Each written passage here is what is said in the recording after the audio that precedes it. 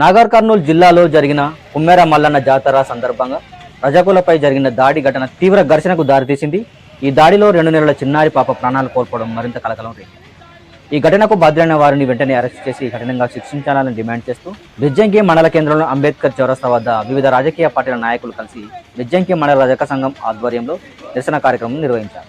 ఈ సందర్భంగా నాయకులు మాట్లాడుతూ బాధిత కుటుంబానికి తగిన న్యాయం చేయాలని, దాడికి పాల్పడిన వారిపై వెంటనే చర్యలు తీసుకోవాలని వారు స్పష్టంగా డిమాండ్ చేశారు. ఈ ఘటనపై స్థానికుల్లో తీవ్ర ఆగ్రహం వ్యక్తమవుతోంది. చిన్నారి ప్రాణం కోల్పోవడం చాలా బాధాకరమని, ఇటువంటి ఘటనలు మళ్లీ జరగకుండా కఠిన చర్యలు తీసుకోవాలని ప్రజలు కోరుతున్నారు. ప్రస్తుతం పోలీసులు కేసు నమోదు చేసి దర్యాప్తు కొనసాగిస్తున్నట్లు సమాచారం.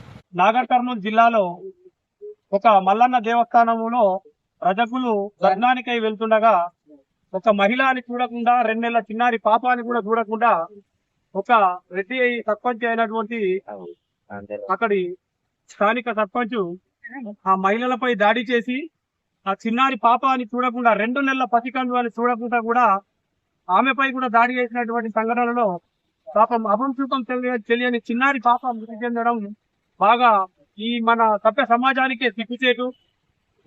మనం ఎక్కడ ఉంటున్నాం, అసలు వాస్తవంగా జనాలలో ఉంటున్నామా అడవుల్లో ఉంటున్నామా అనే సందేహం మన సభ్య సమాజం తలదించుకోవాల్సిన అవసరం ఉంది. ఎందుకంటే ఈ రోజులలో కులాలు అనేది లేకుండా, మతాలు అనేది లేకుండా అందరం కూడా ఐకమత్యంగా అన్నదమ్ముల్లాగా కలిసి ఉంటున్న ఈ రోజుల్లో ఒక కులం పేరుతోటి దూషించి వాళ్ళను ఒక మల్లన్న స్వామి దర్శనానికి రాకుండా అడ్డుకోవడమే కాకుండా ఒక చిన్నారి పాపపై కూడా దాడి చేసి ఆ పాప చావుకు కారణమైనటువంటి వారిని ఎంబడే శిక్షించి వాళ్ళని అరెస్ట్ చేసి ఆ బాధిత కుటుంబానికి తగిన న్యాయం చేయాలని మేము మా రజక సంఘం పక్షాన ప్లస్ మాకు మద్దతు తెలిపిన అందరి పక్షాన కూడా మన బెజ్జంకి మండలం తరఫున మేము డిమాండ్ చేస్తా ఉన్నాం.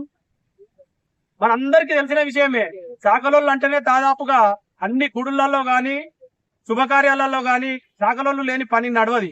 అటువంటి శాఖలోళ్ళనే మమ్మల్ని వ్యతిరేకించి ఒక గుడిలోకి రానియకుండా చేసిర్రు అంటే వాస్తవంగా తలదించుకోవాల్సిన అవసరం ఉన్నది. ఈ దాదాపు పెద్ద మనుషులు చెప్తుండ్రి శాఖలోళ్ళంటే ఇంటి ఆడపిట్టలు ఎక్కడ ఉన్నాయని.